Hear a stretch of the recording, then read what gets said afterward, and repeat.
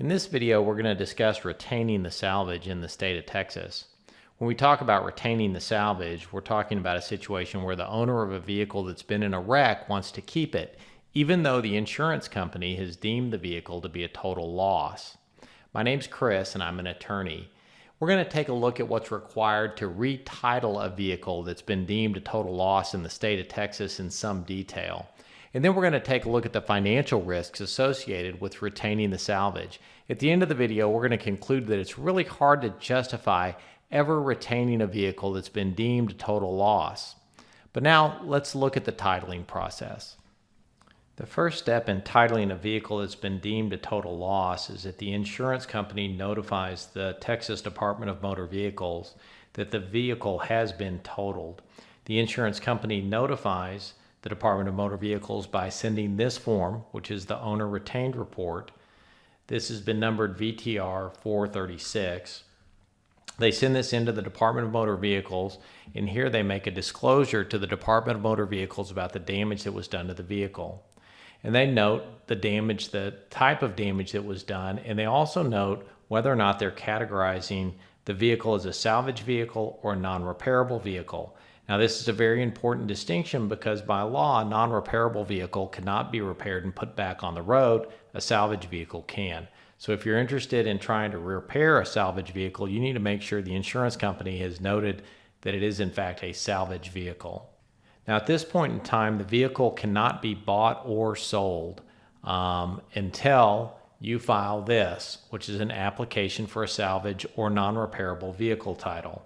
This has been numbered VTR 441. When you file this form with the Department of Motor Vehicles, you are making the application for a salvage title, and the Department of Motor Vehicles will issue a title to you that has been branded salvage. At this point in time, the vehicle ownership can be transferred to another person, but the vehicle cannot be registered for use on the public roadways.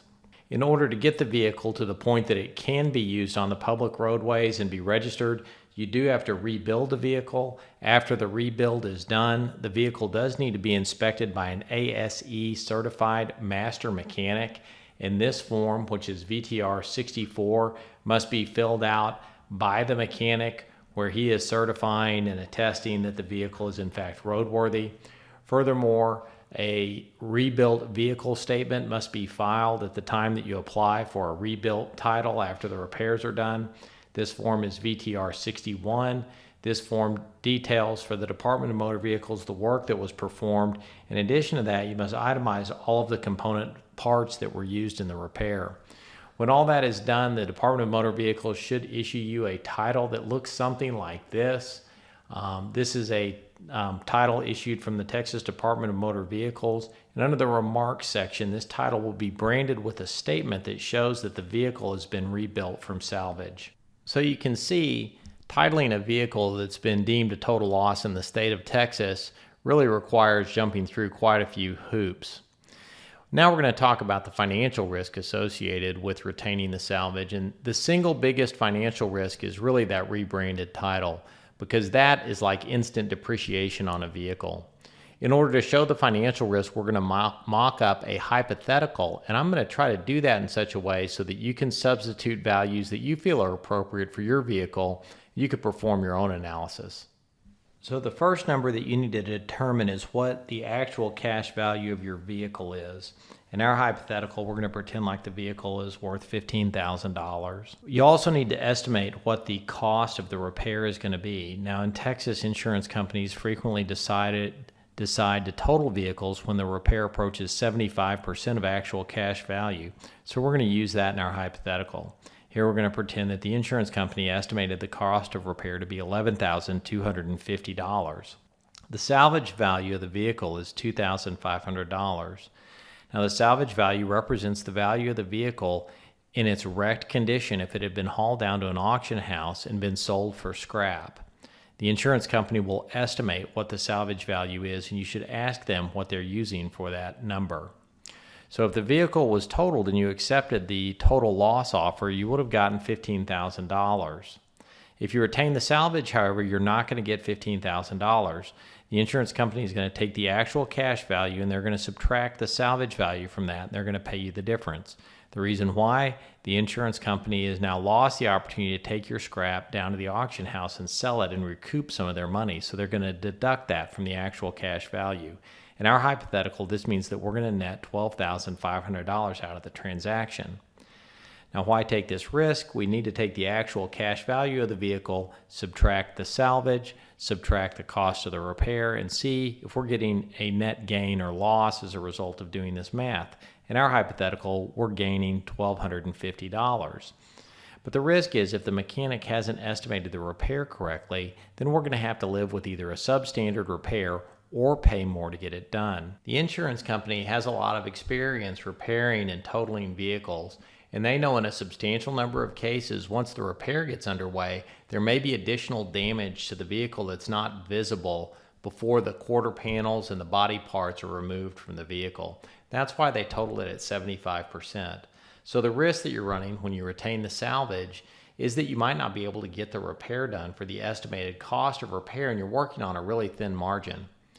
The biggest risk, however, isn't the repair cost. It's actually the branded title.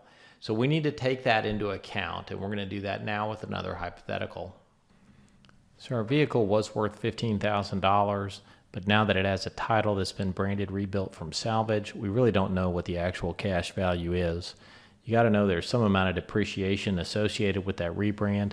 Nobody's going to want to buy a car that is rebranded, rebuilt from salvage if they have a choice. So there's going to be some amount of depreciation that you need to take into account in your analysis. I'm using 50% based upon the little bit of experience that I have with vehicles that had this brand that were totaled in car wrecks. The insurance companies tended to want to offer about 50 cents on the dollar. If that 50% of actual cash value estimation is correct, it means we just spent $11,250 to repair a $7,500 vehicle, representing a loss of $3,750. If you recall, we did get to pocket the $1,250. In our hypothetical, we're pretending like we brought the repair in at the initial estimated cost of repair. And so that $1,250 represents the difference between the $12,500 that we got for the vehicle and the repair cost. That reduces the loss to $2,500.